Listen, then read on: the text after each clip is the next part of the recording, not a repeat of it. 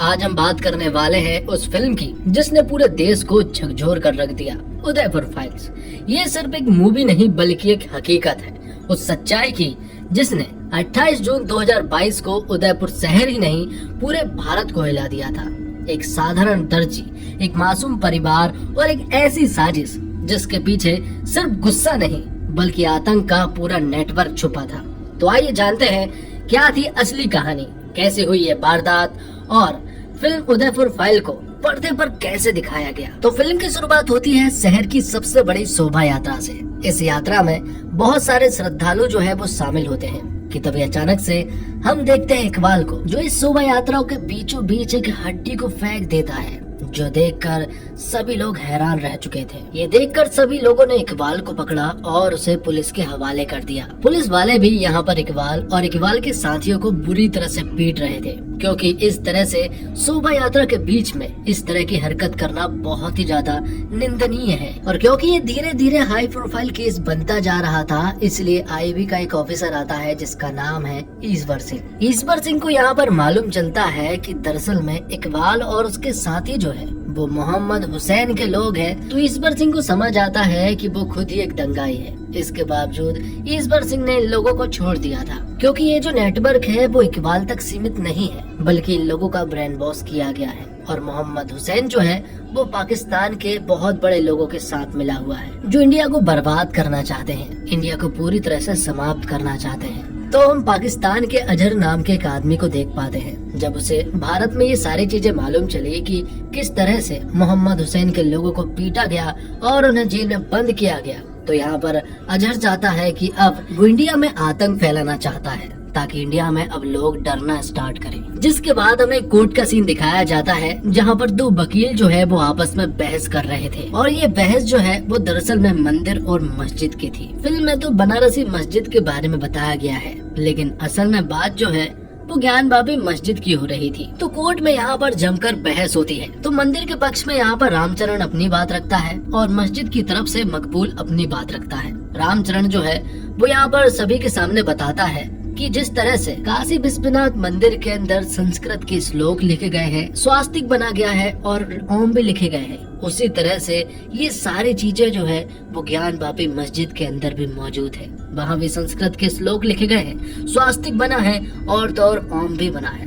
तो आखिरकार ये ज्ञान बापी मस्जिद सदियों पुरानी है, तो मुगलों को इन सब में कब से इंटरेस्ट होने लगा। और हाल ही की रिसर्च से ये भी मालूम चला है कि मस्जिद के अंदर शिवलिंग भी पाया गया है, जिससे ये साबित होता है कि दरअसल में वो मस्जिद नहीं बल्कि मंदिर है। तो जज साहब यहाँ पर फैसला सुनाते हुए कहते हैं कि वो एक समिति का गठन कर रहे हैं, जो समिति जो है वो मस्जिद के अंदर की सारी चीजें को परखेगी, जानेगी और उसी के बाद हम फैसला सुना पाएंगे। तो ये सारी चीजें जो कोर्ट में हुई, अब ये सारी चीजें जो है वो मीडिया तक पहुंच चुकी थी और अब भारी भरकम डिबेट भी छिड़ चुके थे। सभी लोग अपनी अपनी बात रखना चाहते हैं, बहस करना चाहते हैं और अपनी आवाज को दूर तक पहुंचाना चाहते हैं। हर एक मीडिया चैनल पर सिर्फ और सिर्फ मंदिर और मस्जिद के बारे में ही बताया जा रहा था। दूसरी तरफ हम देखते हैं आईबी ऑफिसर ईश्वर सिंह को, जो कि पाकिस्तान में बने उस नेटवर्क को खत्म करना चाहते हैं जो कि इंडिया में चल रहे हैं। साथ ही हमें एक बात और मालूम चलती है कि ईश्वर सिंह का एक खुफिया एजेंट सलीम नाम का बंदा जो है वो अजहर की गैंग में शामिल है।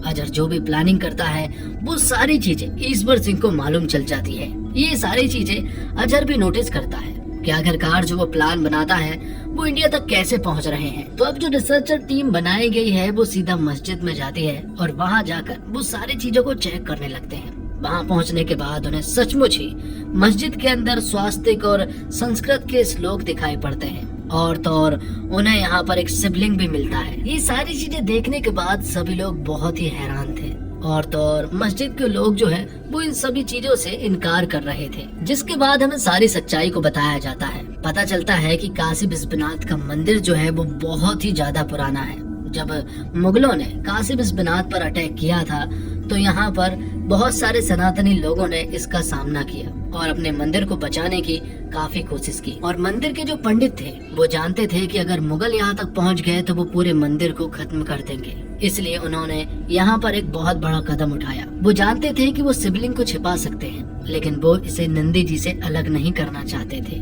तब पंडित जी ने शिवलिंग को निकाला और नंदी जी के पास ले गए। उनके कानों में कहा कि मेरी तो समाधि एकदम तय है, लेकिन आपको बहुत बरसों का इंतजार करना पड़ेगा। तो मंदिर के पंडित जी ने काशी विश्वनाथ मंदिर के कुएं में शिवलिंग सहित छलांग लगा दी। लेकिन अब जाकर ये सारी चीजें बाहर निकल कर आई है तो अब नंदे जी का वो इंतजार खत्म हो गया है। जब मस्जिद से ये सारे सबूत बाहर निकल कर आए तो मीडिया में भारी भरकम डिबेट छिड़ चुकी थी, जिसमें मस्जिद और मंदिर के लोग एक दूसरे से बहुत ही बुरी तरह से बात कर रहे थे। जब डिबेट हुए और कई सारे लोगों ने अपने बयान दिए तो कुछ बयान ऐसे भी थे जो कि बहुत ही ज्यादा कंट्रोवर्शियल थे, जिस वजह से उन्हें बहुत ज्यादा सिक्योरिटी की जरूरत थी, जिनमें से एक नुपुर शर्मा भी थी। लेकिन उन्हें इस फिल्म में नूतन शर्मा बताया गया है। नूतन शर्मा ने कुछ ऐसे बयान दिए थे जिस वजह से पूरे देश में जो है वो दंगे छिड़ चुके थे। हालांकि ये बस एक डिबेट की बात थी जिसमें हिंदू मुस्लिम जो है वो एक दूसरे के सिर पर सिर्फ बातें रख रहे थे, लेकिन मुस्लिम लोग जो है वो नूतन शर्मा के पूरी तरह से खिलाफ हो चुके थे। तो हाल ही में मीडिया में जो सारी चीजें हुई उसे देखते हुए ईश्वर सिंह जो है वो अलर्ट हो जाता है। उसे मालूम है कि कुछ ना कुछ बड़ा जरूर हो सकता है। अब सीन शिफ्ट होता है राजस्थान के उदयपुर में, जहाँ पर हम देखते हैं कन्हैया लाल साहू को, जो कि एक टेलर है। कन्हैया लाल जो है वो कपड़े सीने का काम करता है। वो बहुत ही सीधा साधा आदमी है और सिर्फ अपने काम से मतलब रखता है। जब वो यहाँ पर आया था तो उसके पास कुछ नहीं था, लेकिन उसने काम किया, मेहनत की और फिर अपने खुद की एक टेलर की दुकान खोली। तो कन्हैया लाल की टेलर की शॉप के सामने ही निजाम नाम का एक बंदा भी है, उसकी भी टेलर की शॉप है। और निजाम को जब भी किसी भी चीज की जरूरत पड़ती तो वो कन्हैया लाल के पास ही आता।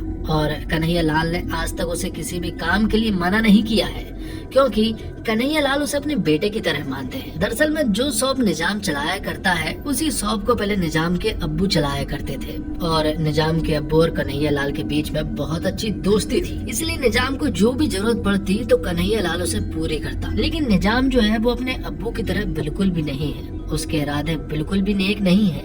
वो अपने अब्बू को ना तो कुछ मानता है और ना ही किसी और को। दरअसल में निजाम जो है वो गलत संगति में है, जिस वजह से उसकी सोचने समझने की क्षमता जो है वो उतनी नहीं है जितने उसके अब्बू की थी।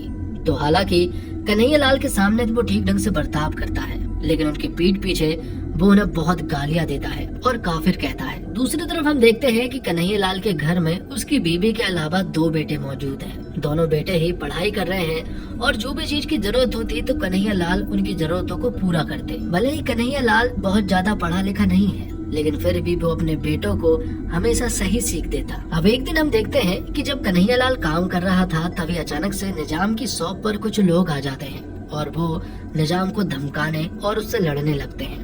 यहाँ पर कन्हैया लाल जब उनके पास पहुँचा तो मालूम चला कि निजाम ने लोगों से 5000 रुपए उधार लिए थे, लेकिन अब निजाम उन पैसों को लौटा नहीं पा रहा है, जिस वजह से वो लोग जो है वो निजाम के ऊपर भड़क रहे थे। ये देखकर कन्हैया लाल ने उसकी मदद करने की कोशिश की और उसे 5000 रुपए दिए। तब निजाम ने ये 5000 रुपए उन्हें वापस दे दिए, जिससे कि निजाम जो है वो कर्जे से पूरी तरह से मुक्त हो गया।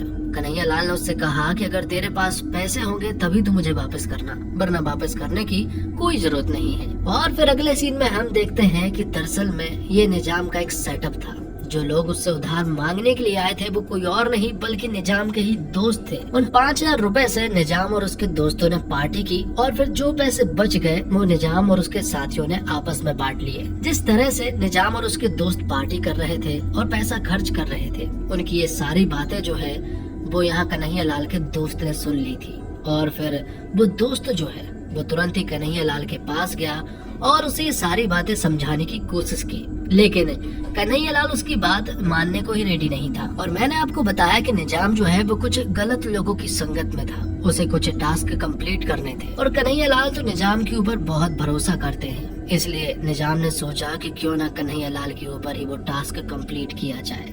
तो निजाम ने कन्हैया लाल से उसका मोबाइल लिया। तो 5-7 मिनट के लिए निजाम ने कन्हैया लाल का मोबाइल लिया था। इस बीच कन्हैया लाल जो है वो निजाम को समझा रहे थे कि वो किसी भी जुलूस में शामिल ना हुआ करे, क्योंकि वो एक अच्छा लड़का है और उसे अच्छी संगति में रहना चाहिए। तो निजाम के मोबाइल वापस करने के बाद अब अगले दिन का सीन दिखाया जाता है और वो सीन बहुत ही भयानक था। दरअसल में यहाँ पर पुलिस वाले जो है वो कन्हैया लाल को उसके घर पर अरेस्ट करने के लिए आ गए थे। कन्हैया लाल को बिल्कुल भी समझ नहीं आ रहा था कि आखिरकार उसने ऐसा कौन सा अपराध किया है कि उसे पुलिस अरेस्ट कर रही है। और पुलिस स्टेशन पहुंचने के बाद भी कन्हैया लाल ने पुलिस वालों से ये सवाल पूछने की कोशिश की कि आखिरकार उसने ऐसा कौन सा अपराध किया है।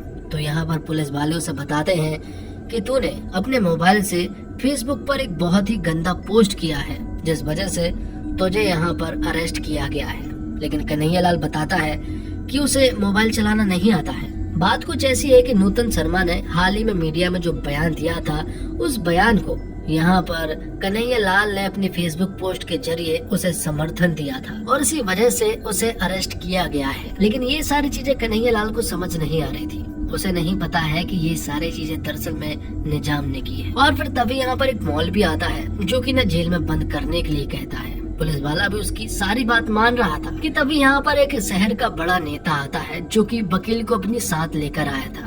वो कहता है कि सरकार तो अगले 4 महीने में बदली जाएगी और अगर वो बदली तो हम तुम्हारा क्या हाल करेंगे तुम सोच लेना। और इन लोगों ने इतना बड़ा अपराध भी नहीं किया है कि तुम इन लोगों को जेल में डालो। जिसके बाद यहाँ पर कन्हैयालाल और उसके परिवार को जेल से रिहा कर दिया गया था। लेकिन उसके बाद से कन्हैयालाल की जिंदगी पूरी तरह से पलट चुकी थी, क्योंकि उससे कोई भी ठीक ढंग से बात नहीं कर रहा था और तो और उसे सभी लोग धमकी दे रहे थे। इसी वजह से यहाँ पर कन्हैयालाल जो है वो अपनी टेलर की शॉप पर तक नहीं जा पा रहा था। कभी कभी वो बाहर निकलने की कोशिश करता तो एक दिन उसे निजाम ने पकड़ लिया। वो उसकी कॉलर पकड़कर उसे बुरी तरह से धमकाता है कि तूने जिस तरह से हमारे लोगों के खिलाफ जो पोस्ट की है उससे हम तेरा बहुत ही बुरा हाल करेंगे। ये देखकर कन्हैयालाल को बहुत ही ज्यादा बुरा लग रहा था। उसे समझ नहीं आ रहा था कि आखिरकार उसने अपराध किया क्या है। इसके बावजूद उसके साथ ऐसा सुलूक किया जा रहा है, जबकि निजाम को तो वो अपने बेटे की तरह मानता था। और फिर उसे धीरे से समझ में आता है कि ये सब कुछ दरअसल में निजाम ने ही किया है, क्योंकि निजाम ने ही मेरा मोबाइल लिया था और 5-7 मिनट के लिए उसने मेरे मोबाइल से छेड़खानी की थी। यानी कन्हैयालाल बहुत अच्छे से समझ चुका था। अब आगे हम देखते हैं कि ईश्वर सिंह के पास पाकिस्तान के एक इन्फॉर्मर सकीना का कॉल आता है और सकीना यहाँ पर ईश्वर सिंह को बताती है कि दरअसल में ये लोग एक बहुत बड़ा प्लान बना रहे हैं। ये महाराष्ट्र, मध्य प्रदेश और राजस्थान को टारगेट करना चाहते हैं। उस शहर में वो एक ऐसी शख्सियत को मारने वाले हैं जिससे कि वो उसे मारकर उस शहर में दंगे फैला सके। तो ये सारी खबर मिलने के बाद ईश्वर सिंह जो है वो पूरी तरह से सतर्क हो जाता है। उसे मालूम है कि ये लोग जरूर कुछ बड़ा करने वाले हैं। वहाँ अजहर जो है वो बहुत बड़ी प्लानिंग कर रहा था। इंडिया में जितने भी लोग एक्टिव हैं उन लोगों को उसने इस प्लान के बारे में बता दिया था, जिनमें निजाम भी अजहर के साथ ही मिला हुआ है। और तो और अजहर ने तो यहाँ पर निजाम को काम दिया है कि वो कन्हैयालाल को मार दे। इसी वजह से यहाँ पर निजाम जो है वो कन्हैयालाल के पीछे घूमता रहता है। उसे मारने के लिए सिर्फ और सिर्फ एक चांस चाहिए। लेकिन कन्हैयालाल को ये सारी चीजें पता चल जाती है। वो पुलिस स्टेशन जाता है और अपने लिए प्रोटेक्शन मांगता है।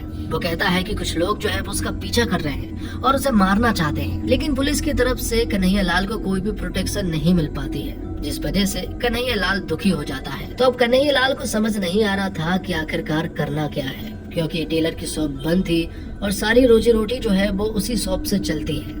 तो यहाँ पर कन्हैयालाल ने एक फैसला किया। उसने अपनी शॉप पर एक सीसीटीवी कैमरा लगाया ताकि वो सबकी निगरानी में रहे। सीसीटीवी कैमरा जैसे ही लगा तो निजाम अब पूरी तरह से हैरान और परेशान हो चुका था, क्योंकि अब वो कन्हैयालाल के कुछ भी नहीं बिगाड़ सकता है। इसके बारे में वो अजहर से भी बात करता है। अजहर कहते हैं कि अगर ये काम तुम नहीं कर सकते हो तो हमें फिरदौस को पहुंचाना पड़ेगा। फिरदौस एक ऐसा आदमी है जो कि लोगों को मारने से पहले 1 सेकंड भी नहीं सोचता है। वो लोगों को बहुत ही बेरहमी से मारता है। अब आगे हम देखते हैं कि ईश्वर सिंह जब अपने इन्फॉर्मर सलीम से बात कर रहे थे कि तभी अजहर को सलीम के बारे में मालूम चल जाता है और फिर सलीम को यहाँ पर अजहर बहुत ही बेरहमी से मार डालता है। जिसके बाद 8 जून 2022 के सीन को दिखाया जाता है, जब कन्हैयालाल जो है वो अपनी शॉप पर चुपचाप काम कर रहा था कि तभी यहाँ पर बाइक से 2 लोग आए। वो यहाँ पर कुर्ता सिलवाने आए थे।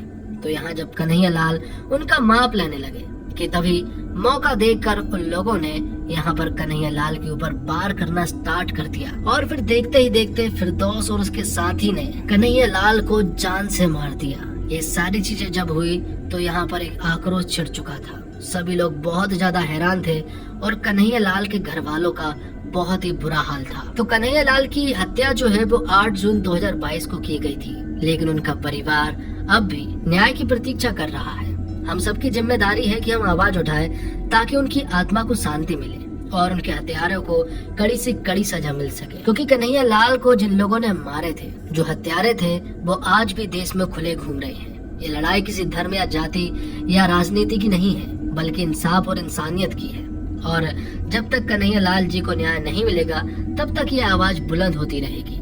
तो दोस्तों, इसी के साथ ये वीडियो यहीं पर समाप्त होता है। उम्मीद करता हूँ आपको ये वीडियो पसंद आई होगी। वीडियो पसंद आई हो तो वीडियो को लाइक करके चैनल को सब्सक्राइब जरूर कीजिएगा। धन्यवाद। जय हिंद, जय भारत, जय श्री राम।